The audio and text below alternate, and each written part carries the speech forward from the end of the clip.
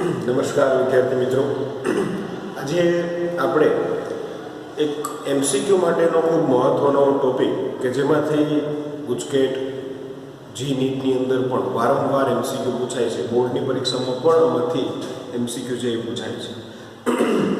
રાસાયણિક પ્રક્રિયાઓ એની અંદર જે એક ભાગ છે આલ્કોહોલની રાસાયણિક પ્રક્રિયાઓ, આલ્કોહોલ અને ફિનોલ.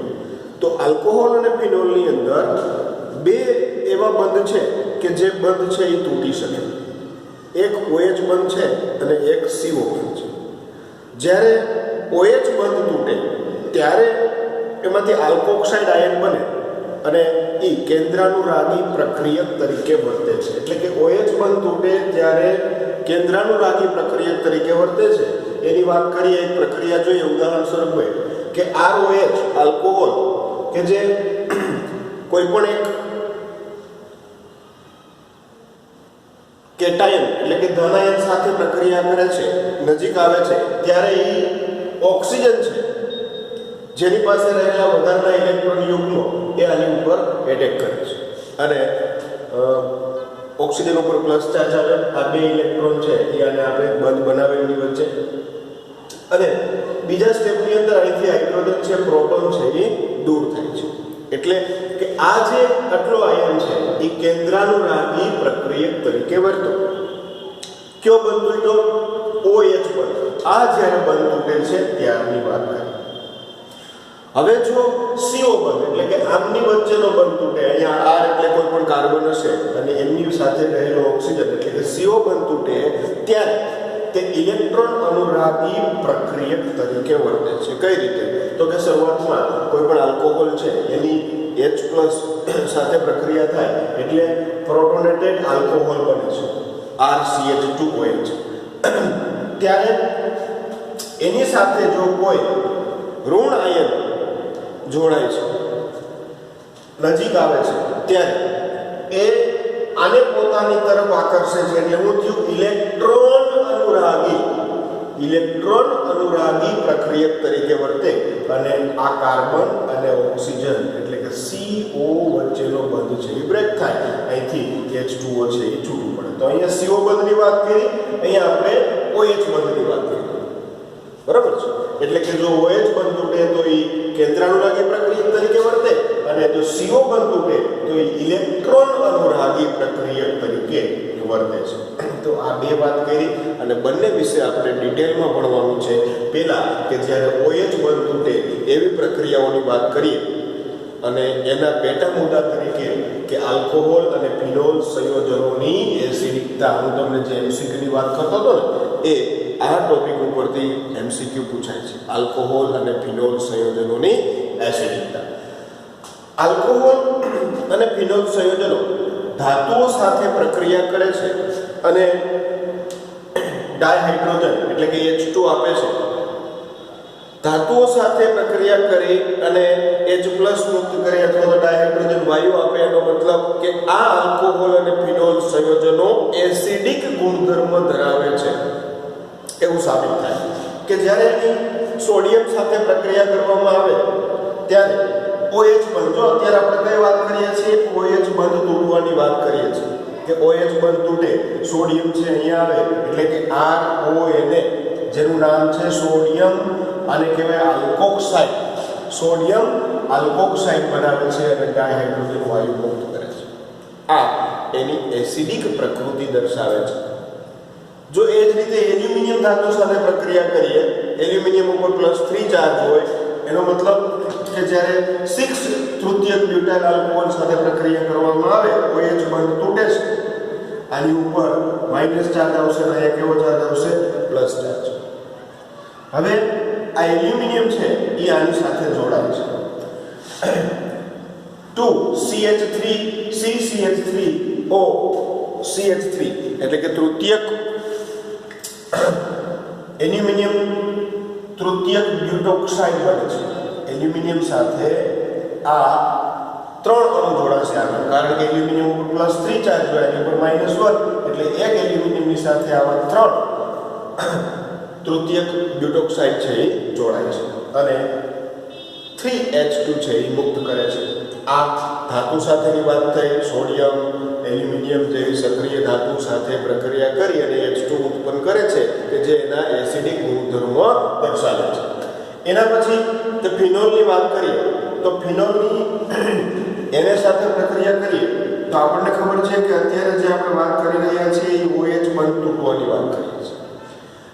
અહીંયા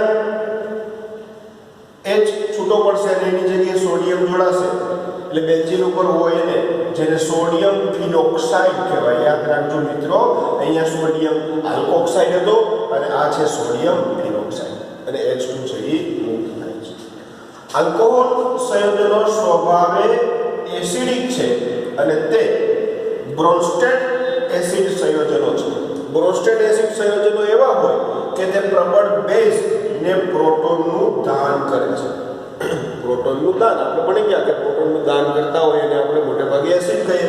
કે જો આ એક આલ્કોહોલ છે કે જે આ બેઝને પ્રોટોનનું દાન કરે છે એટલે કે આ આલ્કોહોલ છે એ એસિડ તરીકે વર્તે અને આ જે છે એ બેઝ એમાંથી બનતો. હવે જ્યારે આ પ્રોટોન સ્વીકારી લે ત્યારે એ સંયુગ્મ એસિડ કહેવાય અને આ પ્રોટોનનું દાન કરી દે પછી જે છે એ સંયુગ્મ બેઝ કહેવામાં આવે. એનો મતલબ કે જે આલ્કોક્સાઇડ આયન છે એ સંયુગ્મ બેઝ તરીકે વર્તે છે, આલ્કોક્સાઇડ આયન. તો આ રીતે આપણે ચર્ચા કરી કે ભાઈ આલ્કોહોલ અને ફિનોલ સંયોજનો સ્વભાવે એસિડિક હોય છે. ધાતુ સાથેની પ્રક્રિયાઓ જોઈ તો એમાંથી એના આલ્કોક્સાઇડ અને ફિનોક્સાઇડ આપે છે કે જે એની એસિડિક પ્રકૃતિ સૂચવે છે. હવે આલ્કોહોલ સંયોજનોની એસિડિકતા વિશે આપણે વધારે ચર્ચા કરીએ કે ROH નો એસિડિક સ્વભાવ કોઈ પણ સંયોજન કેટલું વધારે એસિડ છે એની એક સામાન્ય આપણે જો માહિતી જોઈએ ને તો એ દ્રાવણમાં H+ ઉત્પન્ન કરે. આવું આપણે ભણતા એવા કે દ્રાવણમાં H+ ઉત્પન્ન કરે અથવા તો H+ નો વધારો થાય તો એ દ્રાવણની એસિડિકતા વધે. તો જો ROH ની વાત કરો તમે તો અહીંથી H છૂટો પડે H+ સ્વરૂપે દ્રાવણમાં જાય એટલે કે એની એસિડિકતા વધે. તો જો આ બંધ છે એ ધ્રુવીય હોય તો સરળતાથી H+ ઉત્પન્ન થાય અને જેટલી સરળતાથી H+ ઉત્પન્ન થાય એટલી એની એસિડિક પ્રવણતા વધારે. ઓકે, તો આ બંધનું ધ્રુવીય હોવું જરૂરી છે કે સ્વભાવ OH બંધની ધ્રુવીયતાના કારણે છે. હવે આ ધ્રુવીયતા ઉપર અમુક સમૂહોની અસર જોવા મળે છે. જેમ કે તમે એની સાથે ઇલેક્ટ્રોન મુક્ત કરનાર સમૂહો જોડો. અહીંયા આ R ની સાથે ઇલેક્ટ્રોન મુક્ત કરનાર સમૂહો હોય જે ઇલેક્ટ્રોન આમ જોઈએ તો દાતા સમૂહો હોય જેવા કે CH3 C2H5 એ ઓક્સિજન પરમાણુ પર ઇલેક્ટ્રોન ઘનતા વધારે છે. શું કરશે તો કે અહીંયા હું ચર્ચા કરું કે હાઇડ્રોજન અને આ હાઇડ્રોજન આયન છે. હવે જો આ સમૂહ છે ઇલેક્ટ્રોન દાતા સમૂહ છે એનો મતલબ કે જે ઓક્સિજન ઉપરની ઇલેક્ટ્રોન ઘનતા છે એ વધારે છે.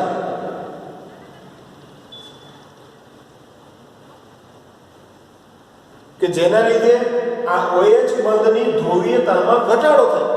કારણ કે ખરેખર આ ઓક્સિજન તો છે, ધ્રુવીયતા ક્યારે વધે તો કે હાઇડ્રોજન અને ઓક્સિજનના સહસંયોજક બંધમાંના ઇલેક્ટ્રોન યુગ્મને ઓક્સિજન પોતાની તરફ ખેંચી રાખે. પણ અહીંયા એવો સમૂહ છે કે જે ઇલેક્ટ્રોનનું દાન કરે છે ઓક્સિજન કે જેનાથી આના ઉપરની ઇલેક્ટ્રોન ઘનતા વધશે અને OH બંધની આ જે બંધની ધ્રુવીયતા છે ને ધ્રુવીયતા એ ઘટશે. અહીંયા એક સમૂહ છે, જો આવા બે સમૂહ હોય તો વધારે ધ્રુવીયતા ઘટશે. હવે ધ્રુવીયતા ઘટશે તો એનો મતલબ કે H+ છે એ સરળતાથી દૂર થઈ શકશે નહીં અને સરળતાથી દૂર ના થઈ શકે તો દ્રાવણની એસિડિકતા પણ ઘટશે. એટલે કે જો ઇલેક્ટ્રોન મુક્ત કરનાર સમૂહ જેવા કે CH3 C2H5 ઓક્સિજન પરમાણુની ઇલેક્ટ્રોન ઘનતા વધારે છે. આ ઓક્સિજન ઉપર ઇલેક્ટ્રોન ઘનતા વધે અને તેથી OH બંધની ધ્રુવીયતા ઘટે છે આ ધ્રુવીયતા ઘટી અને ધ્રુવીયતા ઘટે એનો મતલબ કે H+ સરળતાથી દૂર ન થાય અને તેથી એની એસિડ પ્રબળતા પણ ઘટે છે. એની એસિડ પ્રબળતામાં ઘટાડો થયો. આ વાત યાદ રાખશું આપણે, બરાબર. 3 વાત. પેલું, કેવા સમૂહ? ઇલેક્ટ્રોન મુક્ત કરનાર એટલે કે ઇલેક્ટ્રોન દાતા સમૂહ શું કરે તો કે ઓક્સિજન પરમાણુની ઇલેક્ટ્રોન ઘનતા વધારે અને ઇલેક્ટ્રોન ઘનતા વધે એટલે એની ધ્રુવીયતા ઘટે. ક્યાં બંધની? તો કે OH બંધની. અને ધ્રુવીયતા ઘટે એટલે એની એસિડ પ્રબળતા ઘટે છે. તો પ્રાથમિકની એસિડિકતા વધારે હશે, પ્રાથમિક આલ્કોહોલની, દ્વિતીયકની એના કરતાં ઓછી હશે અને તૃતીયકની એના કરતાં પણ ઓછી હશે, કારણ કે તૃતીયકની અંદર 3 ઇલેક્ટ્રોન દાતા સમૂહ જોડાયેલા છે. હવે જો આની પાણી સાથે તમે કમ્પેર કરો, આલ્કોહોલ અને પાણી, તો એ બંનેમાંથી પાણી છે ને એ એસિડિક છે. પાણી વધારે એસિડિક છે. એ એક પ્રક્રિયા દ્વારા જોઈએ કે આ આલ્કોક્સાઇડ આયન અને H2O, અહીંયા H2O છે ને એ પ્રોટોનનું દાન કરે છે આને. એનો મતલબ પ્રોટોનનું દાન કરતો હોય એસિડ છે અને પ્રોટોન સ્વીકારે એ બેઝ છે. હવે જો આને પ્રોટોન સ્વીકારી લીધા પછી એનો સંયુગ્મી એસિડ બનશે અને પ્રોટોનનું દાન કર્યા પછી OH- એ સંયુગ્મ બેઝ બનશે.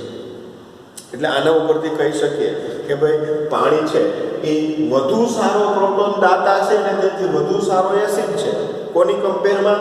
તો કે આલ્કોહોલની કમ્પેરમાં. વધુ સારો પ્રોટોન ગ્રાહી છે એટલે વધુ સારો બેઝ છે. બીજી એક વાત MCQ માટે યાદ રાખજો કે જ્યારે આવા NaOH છે, KOH છે, આ બધાની સરખામણીમાં સોડિયમ ઇથોક્સાઇડ અથવા સોડિયમ મિથોક્સાઇડ એ વધુ સારા બેઝ છે. બરાબર. સોડિયમ આલ્કોક્સાઇડ છે, આ બધા વધુ સારા બેઝ છે. પરીક્ષાની અંદર ક્યારેક પૂછાય તો એનો આપણે આન્સર આપી શકીએ. બરાબર. કારણ કે આ વધુ સારો પ્રોટોન ગ્રાહી છે માટે એ NaOH KOH કરતાં વધારે સારા બેઝ છે. તો આ વાત હતી OH આલ્કોહોલ સંયોજનોની એસિડિકતાની. અને એમાં આપણે ખાસ એક વાત યાદ રાખી કે ઇલેક્ટ્રોન મુક્ત કરનાર સમૂહ એટલે આ જો એવા જોડાય છે તો એ ઇલેક્ટ્રોન ઘનતા વધારે છે ઓક્સિજન ઉપરની, એ OH બંધની ધ્રુવીયતા ઘટાડે અને માટે એની એસિડ પ્રબળતા ઘટે છે. ઓકે, હવે વાત કરવાની છે ફિનોલ સંયોજનોની. તો ફિનોલ સંયોજનો છે એટલે કે બેન્ઝીન ઉપર OH. ફિનોલ સંયોજનો પણ ધાતુઓ સાથે અને NaOH સાથે પ્રક્રિયા કરે છે. આપણે ધોરણ 10 ની અંદર ભણી ગયા કે એસિડની ધાતુ અથવા તો બેઝ સાથે પ્રક્રિયા કરતા એનો ક્ષાર અને ડાયહાઇડ્રોજન વાયુ મળે છે. તો આમાં પણ એવું થાય છે. એનો મતલબ કે સ્વભાવે કેવા છે? એસિડિક છે. ફિનોલ સંયોજનો પણ સ્વભાવે એસિડિક છે. એનું કારણ એ ધાતુ સાથે પ્રક્રિયા કરે છે અને NaOH જેવા બેઝ સાથે પણ પ્રક્રિયા કરે છે. હવે ફિનોલના સંસ્પંદન સૂત્રો ઉપરથી આપણને એવું જાણવા મળે છે કે જો સંસ્પંદન સૂત્રો દોરતા શીખવાના એકદમ સિમ્પલ છે. આની પહેલા પણ આપણે ચર્ચા થઈ હતી કે બેન્ઝીન ઉપર OH, ઓક્સિજન પાસે વધારાના જે ઇલેક્ટ્રોન યુગ્મો છે એ કાર્બન ઓક્સિજન બંધ તરફ જાય છે અને કાર્બન અને ઓક્સિજન વચ્ચે ડબલ બોન્ડ બને છે. ત્યારે ઓક્સિજન ઉપરના જે અબંધકારક ઇલેક્ટ્રોન યુગ્મો વપરાયેલા હોવાથી એની ઉપર પ્લસ ચાર્જ આવે છે. જ્યારે અહીંયા ડબલ બોન્ડ બનશે એનો મતલબ કે આ કાર્બન ઉપર 5 સંયોજકતા થઈ જાય અને તેથી એમાંનો પાઈ બંધના ઇલેક્ટ્રોન છે એ બાજુના કાર્બન ઉપર વિસ્થાનીકૃત થાય છે. બાજુના કાર્બન ઉપર એરો અહીંયા દર્શાવવાનો, જો યાદ રાખવાનું સંસ્પંદન સૂત્રોની અંદર પહેલા સ્ટેપમાં એરા દર્શાવવાના અને બીજા સ્ટેપમાં ઈ એરાથી થતી ઇફેક્ટ. અહીંથી એરો દર્શાવ્યો એનો મતલબ કે અહીં ડબલ બોન્ડ બન્યો, અહીંથી એરો આમ દર્શાવ્યો તો કે ડબલ બોન્ડ બ્રેક થઈ અને અહીંયા ઋણ વીજભાર. આવું જ આગળ ચાલશે. હવે શું થશે? તો કે આ ઇલેક્ટ્રોનની ઘનતા વધી ઓર્થો સ્થાન ઉપર, તો એના ઇલેક્ટ્રોન છે એ બાજુના બે કાર્બનની વચ્ચે દ્વિબંધ બનાવશે અને જેના લીધે આ બે કાર્બન વચ્ચેનો દ્વિબંધ એટલે કે પાઈ બંધ તૂટી અને એના પછીના કાર્બન ઉપર તેના ઇલેક્ટ્રોન છે એ વિસ્થાનીકૃત થશે. એટલે એરા મેં અહીંયા બતાવ્યા. આની ઇફેક્ટ અહીંયા ડબલ બોન્ડ અને અહીંયા ઋણ વીજભાર એ પછીના સ્ટ્રક્ચરમાં બતાવ્યું ઉપરનું એમ. હવે શું થશે તો કે આ ઇલેક્ટ્રોન છે એ બાજુના બે કાર્બનની વચ્ચે દ્વિબંધ બનાવશે જેના લીધે આ કાર્બન ઉપર એની સંયોજકતા વધશે અને તેથી આ પાઈ બંધ બ્રેક થઈ અને એના પછીના કાર્બન ઉપર ઇલેક્ટ્રોન સ્થાનીકૃત થશે. એટલે અહીંયા ડબલ બોન્ડ બની ગયો અને આ ઓર્થો સ્થાન ઉપર માઈનસ ચાર્જ થયો. હવે ફરીથી આ ઇલેક્ટ્રોન છે એના પછીના કાર્બન ઉપર દ્વિબંધ બનાવશે અને આ દ્વિબંધ છે બ્રેક થઈ અને પાછા હતા ત્યાં ઓક્સિજન પાસે બે ઇલેક્ટ્રોન યુગ્મો જતા રહેશે. ફિનોલના આ સંસ્પંદન સૂત્રો એવું સૂચવે છે કે ઓક્સિજન ઉપરનો જે ઇલેક્ટ્રોન છે એ બેન્ઝીન રિંગની અંદર વિસ્થાનીકૃત થાય છે.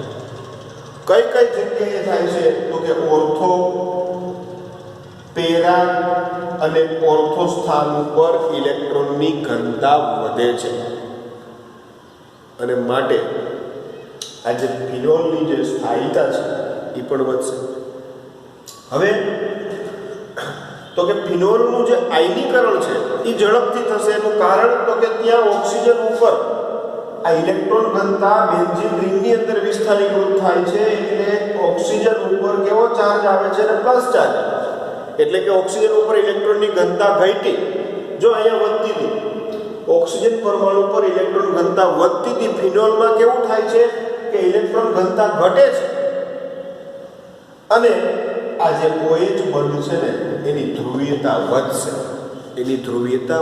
કારણ કે આની ઉપર પ્લસ ચાર્જ છે એટલે કે બંધમાંના ઇલેક્ટ્રોનને એ પોતાની તરફ વધારે આકર્ષશે અને OH બંધ ધ્રુવીય બને, ઝડપથી ધ્રુવીય બને એટલે H પ્લસ છૂટો થાય અને H પ્લસ ઝડપથી છૂટો થાય તો દ્રાવણની એસિડિકતા પણ વધે. તો આના ઉપરથી આપણે કહી શકીએ કે ભાઈ ફિનોલ છે એ એસિડિક છે અને એનું કારણ કે બેન્ઝીન રિંગ છે એમાં ઇલેક્ટ્રોન છે એ વિસ્થાનીકૃત થાય છે માટે ઓક્સિજન ઉપર પ્લસ ચાર્જ આવે, ઇલેક્ટ્રોન ઘનતા ઘટે, બંધ વધારે ધ્રુવીય બને. ઓકે, એની કમ્પેર આપણે આલ્કોહોલ અને ફિનોલની જો કમ્પેર કરીએ, બંનેનું આયનીકરણ જોઈએ તો કે આલ્કોહોલમાંથી આલ્કોક્સાઇડ આયન અને H+ છૂટો પડે, ફિનોલની અંદર OH બંધ તૂટી અને ફિનોક્સાઇડ આયન અને H+ બને. આ બેમાંથી કયું વધારે એસિડિક? બે એસિડિક છે આપણે જોઈ લીધા, પણ વધારે કોણ એસિડિક છે એ જોવું હોય તો એક વાત કે જેનું ઝડપથી આયનીકરણ થાય, બરોબર છે, એમાં H+ વધશે એટલે એસિડિકતા પણ વધશે. એક બીજી વાત, બનતા આલ્કોક્સાઇડ અને ફિનોક્સાઇડની સ્થાયીતા વધારે, જેની સ્થાયીતા વધારે એની એસિડિકતા વધારે. તો બંને વિશે આપણે ચર્ચા કરીએ. પહેલા આયનીકરણની ચર્ચા કરીએ તો અહીંયા આ બંધ તૂટે છે અને ઇલેક્ટ્રોન માત્ર ક્યાં જશે તો કે ઓક્સિજન ઉપર જ જશે. એટલે કે આલ્કોક્સાઇડ આયનમાં માત્ર ઇલેક્ટ્રોન ઓક્સિજન ઉપર જ સ્થાનીકૃત થાય છે, જ્યારે ફિનોલની અંદર ઇલેક્ટ્રોન ઓર્થો, પેરા અને ઓર્થો ઉપર વિસ્થાનીકૃત થાય છે. એના સંસ્પંદન સૂત્રો જોવા મળે છે અને માટે આ જે ફિનોક્સાઇડ આયન છે એની સ્થાયીતા વધારે છે અને ફિનોલમાંથી ફિનોક્સાઇડ આયન બનવાનું જે આયનીકરણ છે એ પણ વધારે છે. બે આમાં વધારે થાય છે અને માટે આ આલ્કોહોલ કરતાં ફિનોલ વધારે એસિડિક છે. આલ્કોહોલ કરતાં ફિનોલ છે એ વધારે એસિડિક છે. એક બીજી વાત છે કે આ બેની જ્યારે કમ્પેર કરીએ, ફિનોલ અને ફિનોક્સાઇડ આયન, એમાં પણ ફિનોક્સાઇડની સ્થાયીતા વધારે છે. તો સ્વાભાવિક છે કે તરત ફિનોલમાંથી શું બની જશે? Phenoxide ion. અને તેથી આપણે કહી શકીએ કે ભાઈ આ ફિનોલની એસિડિકતા છે એ વધારે છે કમ્પેર ટુ આલ્કોહોલ. હવે આપણે ફિનોલની અંદર જેમ આલ્કોહોલમાં આપણે જોયું હતું કે ઇલેક્ટ્રોન દાતા સમૂહ જોડાઈ ગયા તો એની એસિડિકતા ઘટી હતી, તો આમાં શું થાય છે એની આપણે ચર્ચા કરવાની છે.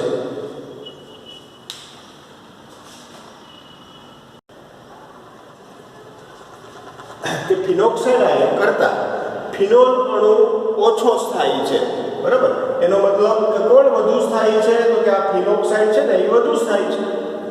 ફિનોક્સાઇડના સંસ્પંદન સૂત્રો જો આગળ હવે જોઈ ગયા ફિનોલના એવું જ છે કે પહેલા ઓક્સિજન ઉપર જો ઋણ વીજભાર હોય એ ઋણ વીજભાર છે એ ક્યાં જાય છે, તો કે બેન્ઝીન રિંગની અંદર ઓર્થો, પેરા અને ઓર્થો સ્થાન ઉપર વિસ્થાનીકૃત થાય છે. એટલે કે આ જગ્યાઓ ઉપર ઇલેક્ટ્રોનની ઘનતા વધે છે. ક્યાં ક્યાં, તો કે ઓર્થો, પેરા અને ઓર્થો, બરાબર છે. અને માટે ઓક્સિજન ઉપર કેવો ચાર્જ આવ્યો, તો કે પ્લસ ચાર્જ. અને આના સંસ્પંદન સૂત્રોના લીધે આ ફિનોક્સાઇડ આયનની સ્થાયીતા છે એ વધારે જોવા મળે છે. ફિનોલ અણુ કરતાં પણ આની સ્થાયીતા છે એ વધુ જોવા મળે છે. વિસ્થાપિત ફિનોલ સંયોજનોમાં હવે જો ફિનોલમાં બેન્ઝીન રિંગના કોઈ હાઇડ્રોજનનું વિસ્થાપન કોઈ બીજા સમૂહ વડે થયું હોય તો એની એસિડિકતામાં શું તફાવત જોવા મળે એના વિશે ચર્ચા કરીએ. ખૂબ આઈએમપી મુદ્દો છે એમસીક્યુ માટે. ઘણી વખત આના ઉપરથી એમસીક્યુ છે એ પૂછાય છે કે જો NO2 સમૂહ જેવા ઇલેક્ટ્રોન આકર્ષક સમૂહો જોડાય ફિનોલની સાથે, ઇલેક્ટ્રોન આકર્ષક સમૂહ મેં બતાવ્યું છે કે ફિનોલની સાથે એક NO2 જોડાય. આ NO2 શું કરશે, તો કે ઇલેક્ટ્રોનને પોતાની તરફ ખેંચે છે. હવે ઇલેક્ટ્રોનને પોતાની તરફ ખેંચે એનો મતલબ કે અહીંયા ઇલેક્ટ્રોનની ઘનતામાં ઘટાડો થાય છે. એ અસર ક્યાં આ સુધી જોવા મળશે, ઉપર સુધી. ને ઇલેક્ટ્રોનની ઘનતા ઘટે, ઓક્સિજન ઉપર ઇલેક્ટ્રોનની ઘનતા ઘટે એમ પાછો આ બંધ છે ને એ વધુ ધ્રુવીય થાય એટલે ઝડપથી તૂટી જાય. એટલે એવું કહી શકીએ કે જો NO2 સમૂહ છે જેવા ઇલેક્ટ્રોન આકર્ષક સમૂહ છે એ ફિનોલની એસિડિક પ્રબળતા વધારે છે, કારણ કે OH બંધ છે એ ધ્રુવીય બને છે. ઓકે, આ અસર છે ને ક્યાં વધારે જોવા મળે, તો કે ઓર્થો અને પેરા સ્થાન ઉપર. કારણ કે મેટા ઉપર આપણે સંસ્પંદન જોયું તો મેટા ઉપર એની ઇલેક્ટ્રોન ઘનતામાં કોઈ વધારો થતો નથી. ઇલેક્ટ્રોન ઘનતા ક્યાં વધે છે, તો કે પેરા, ઓર્થો અને પેરા ઉપર. એટલે આ અસર છે ને એ ઓર્થો અને પેરામાં વધારે જોવા મળે, મેટામાં એના કરતા ઓછી જોવા મળે. સૌથી વધારે છે ને એ પેરામાં જોવા મળે, બરોબર છે. અને એનાથી ઓછી છે એ ઓર્થોમાં જોવા મળે, એનાથી ઓછી છે એ મેટામાં જોવા મળે. આલ્કાઇલ સમૂહ જેવા ઇલેક્ટ્રોન મુક્ત કરનાર સમૂહ, હવે જો ફિનોલની સાથે એવા સમૂહ જોડાય કે જે ઇલેક્ટ્રોન મુક્ત કરનાર છે, એટલે આ શું કરે છે, તો કે ઇલેક્ટ્રોનનું દાન કરે છે, આપે છે. કોને આપે, તો કે બેન્ઝીન વલયમાં રહેલા કાર્બનને. તો અલ્ટિમેટ આ જે ઇલેક્ટ્રોનની ઘનતામાં શું કરે, વધારો કરશે. અને માટે આ OH બંધ છે એ ઓછો ધ્રુવીય બનશે અને ઝડપથી તૂટશે નહીં. તો આ છે એની એસિડિક પ્રબળતામાં ઘટાડો કરે આવા સમૂહ, જ્યારે NO2 સમૂહ છે એ એસિડિક પ્રબળતામાં વધારો કરે છે. તો આ વાત આપણે ખાસ યાદ રાખજો કે ઇલેક્ટ્રોન આકર્ષક સમૂહો ફિનોલની એસિડિકતામાં વધારો કરે છે, જ્યારે ઇલેક્ટ્રોન દાતા સમૂહો ફિનોલની એસિડિકતામાં ઘટાડો કરે છે. વચ્ચે ફિનોલ, જો મેં 3ની કમ્પેરિઝન કરી, ફિનોલ કરતા આજે ઓર્થોનાઇટ્રોફિનોલ એ વધારે એસિડિક છે, એના કરતા ઓર્થોનાઇટ્રો 2-મિથાઇલ ફિનોલ જે ઓછું એસિડિક છે. ફિનોલની એસિડિક પ્રબળતા ઘટાડે છે. કેવા સમૂહો, ઇલેક્ટ્રોન મુક્ત કરનાર સમૂહ. એક બીજી વાત કે કોઈ પણ સંયોજનોનું pKa નું મૂલ્ય જેટલું વધુ તેટલો એનો એસિડ છે ને એ વધુ નિર્બળ. તો આનાથી ઉલટું તમે કહી શકો કે જેમ pKa નું મૂલ્ય ઓછું ને એમ એસિડની પ્રબળતા વધારે. બરાબર, બુકની અંદર તમને એક કોષ્ટકમાં આપેલું છે કે ફિનોલ એના સૂત્રો, સંયોજનો એના સૂત્રો અને પીકેએના મૂલ્યો. પીકેએના મૂલ્યો છે ને એમાં તમારે નંબરિંગ આપી દેવાય કે સૌથી ઓછું કોણ છે તો કે 7.1 પેરાનાઇટ્રોફિનોલ, એને પહેલો નંબર અપાય. બરાબર. બીજા નંબરે આવશે ઓર્થોનાઇટ્રોફિનોલ, ત્રીજા નંબરે આવશે મેટાનાઇટ્રોફિનોલ. જો પેલો પેરા સ્થાન ઉપર જો એનો જોડાય ને તો એની અસર સૌથી વધારે થાય, કારણ કે એની ઇલેક્ટ્રોનને આકર્ષવાની ક્ષમતા સૌથી વધારે. અહીં તો હજી ઓક્સિજન છે એટલે ઓક્સિજનને આ સમૂહ બે બાજુમાં છે. એના કરતા પેરા સ્થાન ઉપર જ્યારે હોય ત્યારે એની ઇલેક્ટ્રોન આકર્ષવાની ક્ષમતા સૌથી વધારે હોવાથી એસિડિક પ્રબળતા પણ પેરા સ્થાનમાં જો આ સમૂહ જોડાય તો સૌથી વધારે હોય છે. એ રીતે ચોથા નંબરે ફિનોલ આપ્યું, પાંચમા નંબર ઉપર મેટાક્રેસોલ, છઠ્ઠા ઉપર 2 ઓર્થો અને પેરાક્રેસોલ અને સાતમા નંબર ઉપર ઇથેનોલ. તો આ રીતે એને તમે ક્રમ આપી દો અને પછી કોયડો નંબર 11.4 ને સોલ્વ કરવાની ટ્રાય કરો એટલે આખો મુદ્દો છે એ વ્યવસ્થિત સમજાઈ જાય. પેલું છે પ્રોપેન 1 ઓલ, એટલે એનું અણુસૂત્ર મેં અહીં દોર્યું છે, સંયોજનનું સૂત્ર. પ્રોપેન એટલે કે માત્ર આલ્કોહોલ છે. એના પછી 2,4 ટ્રાઇનાઇટ્રોફિનોલ, 3 નાઇટ્રો સમૂહ જોડાયેલા છે. નાઇટ્રો એટલે કેવો સમૂહ? ઇલેક્ટ્રોન આકર્ષક સમૂહ, 3 જોડાયેલા છે. 3 નાઇટ્રોફિનોલ એટલે કે એક જ નાઇટ્રો સમૂહ છે અને કયા સ્થાન ઉપર છે? 3 એટલે મેટા ઉપર છે. 3,5 ડાયનાઇટ્રોફિનોલ, એના પછી ફિનોલ અને 4 મિથાઇલ ફિનોલ.